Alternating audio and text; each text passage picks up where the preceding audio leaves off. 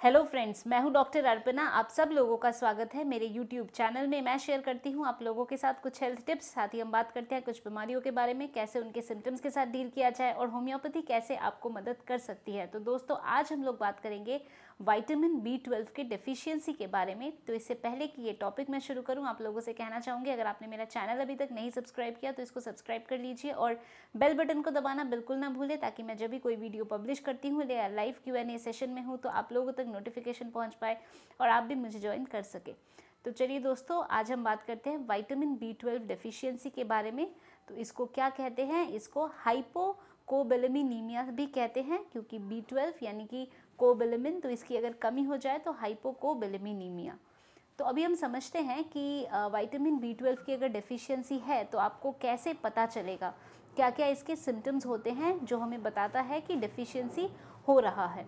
तो सबसे जो पहला सिम्टम है वो है कि आपको बहुत थकावट का महसूस होना, बहुत एग्जॉस्टेड फील करेंगे, बहुत फिटीग आपको लगेगा, और जैसे आप सोकर उठते हैं तो भी आपको बहुत थकावट का महसूस होगा। तो अनएक्सप्लेन्ड फटीग, आपको समझ नहीं आएगा कि आप रेस्ट प्रॉपर कर रहे हैं तो भी आपको क्यों इतनी थकावट हो रही है। वो इस वजह से क्योंकि ऑक्सीजन ठीक से आपके सेल्स और टिश्यूज़ तक नहीं पहुंच रहा B12 की कमी के वजह से, और इसलिए आपको अनएक्सप्लेन्ड फटीग हो रहा है। दूसरा क्या है? दूसरा सिम्टम है कि डिमेंशिया यानी मेमोरी लॉस। तो B12 की कमी की वजह से आपका जो मेमोरी है वो भी कम होने लगता है, मेमोरी लॉस होता है, और कई बार ऐसा लगता है कि मे बी डिमेंशिया हो रहा है तो ऐसी प्रॉब्लम हो रही है, बट B12 की कमी की वजह से भी आपको मेमोरी लॉस जैसी प्रॉब्लम हो सकती है। फिर आपको पिन्स एंड नीडल्स सेंसेशन आपको महसूस हो सकता है। ऐसा क्यों होता है? क्योंकि ये जो B12 है ये हमारे बॉडी में हीमोग्लोबिन के लिए ज़रूरी है, और जो नर्व्स के शीट, नर्व्स की जो कवरिंग होती है माइलिन, तो उसके लिए भी B12 की ज़रूरत होती है। तो अगर B12 की कमी है तो नर्व ट्रांसमिशन बॉडी में ठीक से नहीं होता है, और इसके वजह से पिन्स एंड नीडल सेंसेशन यानी आपको ऐसा महसूस होगा जैसे पिन वगैरह चुभ रहे हैं, टिंगलिंग जैसी सेंसेशन यानी चींटियाँ चल रही है, और इलेक्ट्रिक शॉक जैसा कहीं कहीं बॉडी में महसूस होना। तो ये सब कुछ B12 की कमी की वजह से होता है, क्योंकि नर्व्स आपके इफ़ेक्ट हो रहे हैं। और क्या आपको परेशानी होती है? मसल वीकनेस, क्योंकि मसल्स में भी ऑक्सीजन ठीक से नहीं पहुंच पा रहा है, तो इसीलिए मसल में भी आपको वीक फील हो सकता है।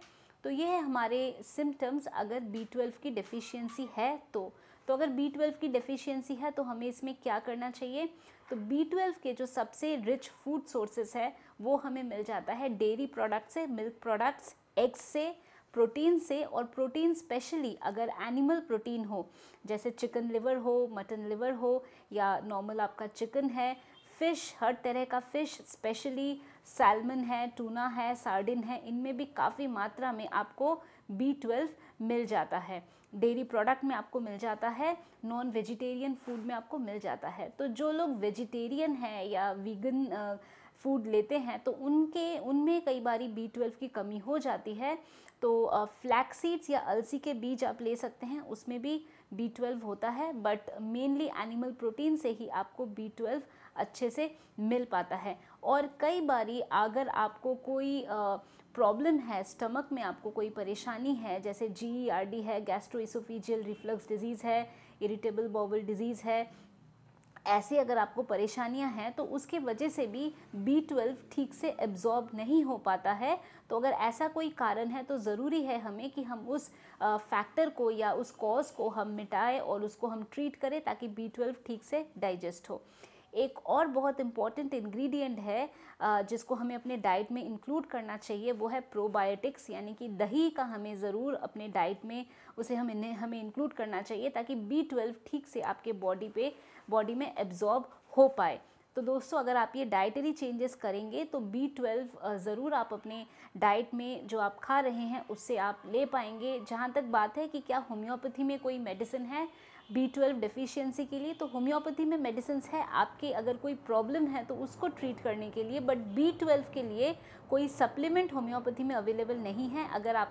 अगर सप्लीमेंट आपको लेना है तो मिथाइल कोबैलेमिन सप्लीमेंट आप ले सकते हैं, जो कि बहुत ज़्यादा B12 के लिए अच्छा है और बहुत ज़्यादा बॉडी में वो एब्जॉर्ब भी होता है, तो वो आप ज़रूर ले सकते हैं।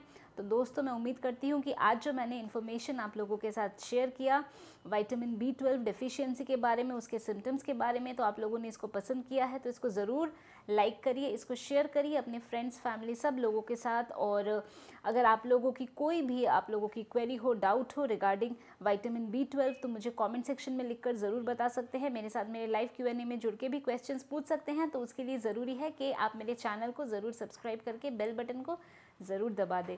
तो दोस्तों आज के लिए बस इतना ही। खुश रहिए, मुस्कुराते रहिए, स्वस्थ रहिए। इस वीडियो को देखने के लिए और मेरे साथ जुड़ने के लिए आप सब लोगों का ढेर सारा धन्यवाद।